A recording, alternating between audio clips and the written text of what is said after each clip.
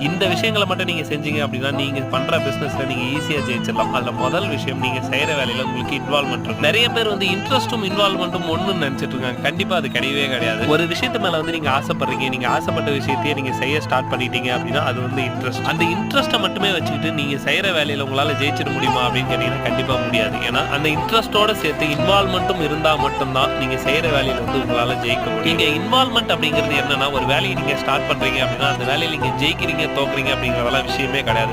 கடைசி வரைக்கும் நீங்க முயற்சி பண்றீங்க, போராடுறீங்க. என்ன நடந்தாலும் வந்து இந்த விஷயத்த வந்து நான் விட்டுட்டு போமாட்டேன் அப்படின்னு ஒரு மன உறுதியோட இருக்கீங்க அப்படின்னா, அந்த வேலைய நீங்க வந்து ஒரு இன்வால்வ்மென்ட்டோட செஞ்சுட்டு இருக்கீங்க அப்படின்னா, அடுத்த விஷயம் நீங்க ஒரு பிசினஸ் ஸ்டார்ட் பண்றீங்க அப்படின்னா, அந்த பிசினஸ்ல எல்லா வேலையுமே நீங்க வந்து செய்யறதுக்கு தயாரா இருக்கணும். தெரியலனாலும் நீங்க ஒரு பிசினஸ்க்கு உள்ள வர்றதுக்கு முன்னாடி நாளைக்கு அப்படிங்கிற வார்த்தைய மறந்துட்டு வந்துருங்க. நாளைக்கு செஞ்சுக்கலாம்னு ஒரு வேலையை நீங்க தள்ளி போறீங்கன்னா, அந்த வேலையில நீங்க தோக்க போறீங்கன்னா. கடைசியா ரொம்ப முக்கியமான விஷயம், காலையில நீங்க நினைச்ச நேரத்துக்கு எழுந்துட்டீங்க அப்படின்னா, இந்த எல்லா விஷயங்களும் உங்க காலடியில கிடக்கும்.